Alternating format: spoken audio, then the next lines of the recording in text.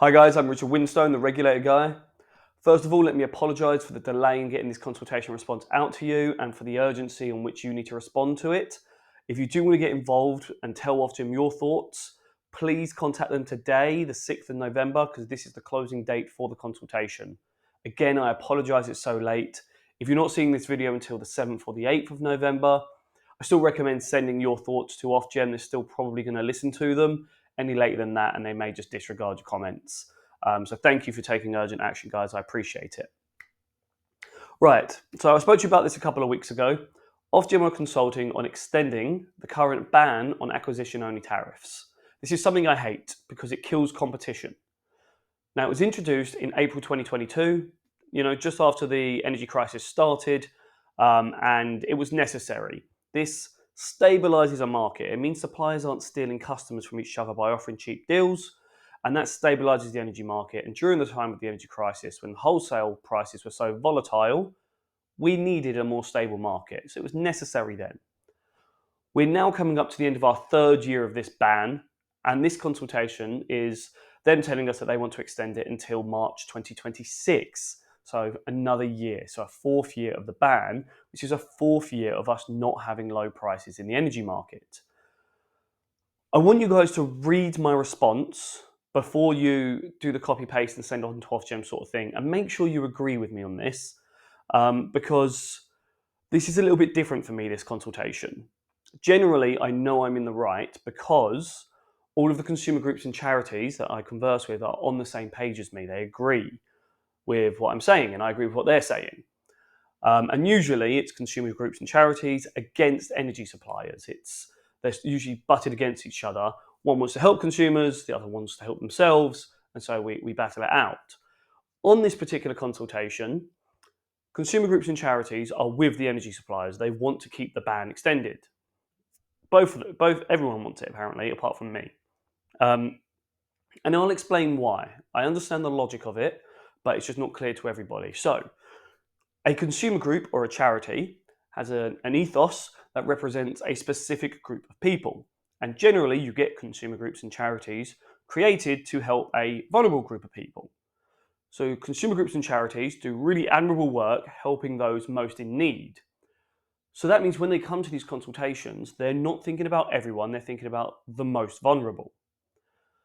Energy suppliers are obviously thinking about getting the most money, so they just want to have higher prices as long as possible.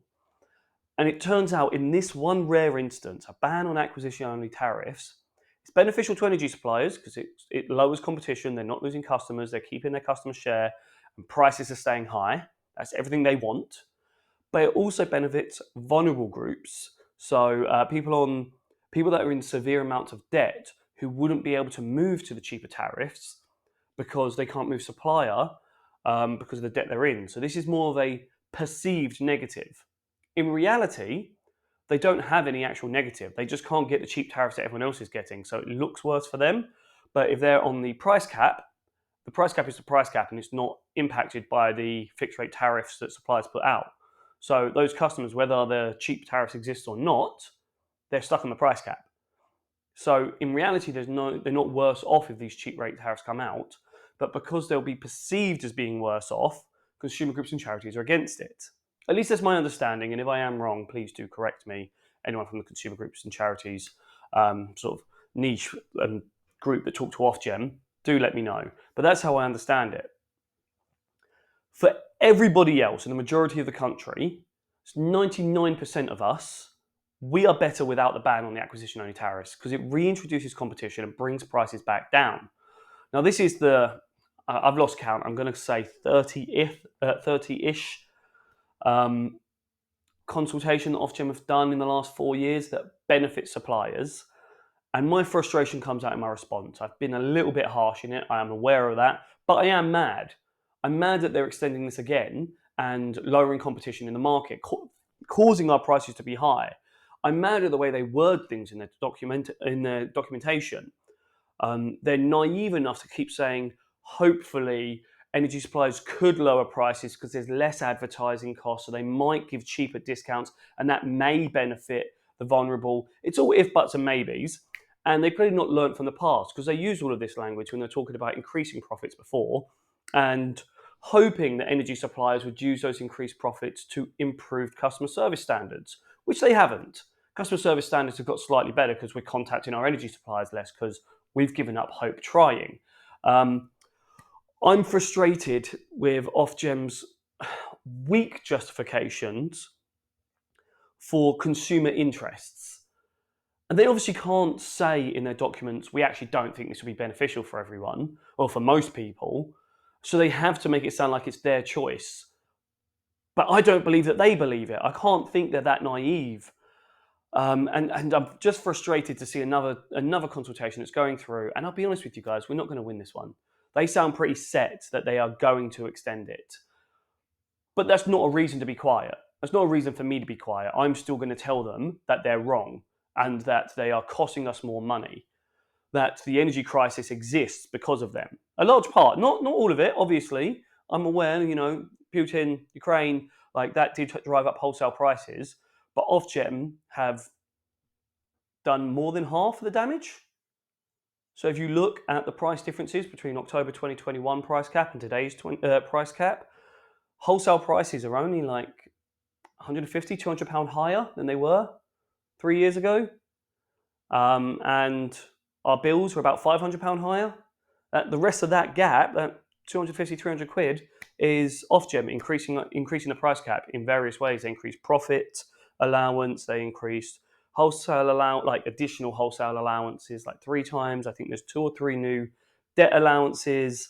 Obviously VAT and headroom have gone up. Ofgem have just increased a lot in there. Network costs have gone up significantly.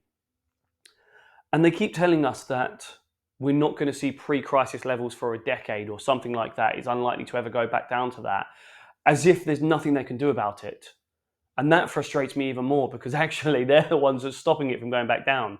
If they'd made 0 changes in the last 3 years, our prices today would be around about £1,300 or £1,400 per year for a price cap.